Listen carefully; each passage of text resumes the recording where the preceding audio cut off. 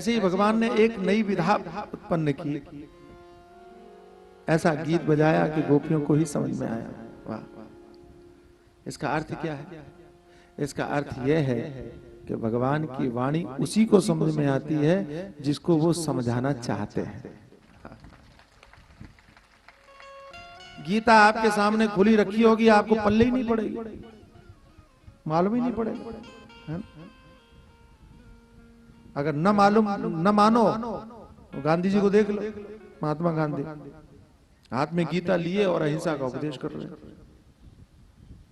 समझ ही नहीं। जिस गीता का उपदेश सुन करके अर्जुन महाभारत करने के लिए तैयार हो गया, और उस गीता में भी इनको पता नहीं कौन सी अहिंसा समझ में आ गई। तो भगवान की वाणी किसको समझ में आएगी? जिसके ऊपर भगवान की कृपा हो, जिसको समझाना चाहें। तो बांसुरी भगवान की वाणी है, समझो। भगवान ने बजाई, समझ में किसको आई?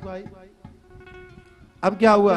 तो कहा जैसे ही समझ में आई, उनके मन ऐसा लगा कि भगवान ने हरण कर लिए। अर्थात जब भगवान की वाणी समझ में आ जाती है तो आपका मन भगवान के पास अपने आप चला जाता है, फिर लगाना नहीं पड़ता भैया,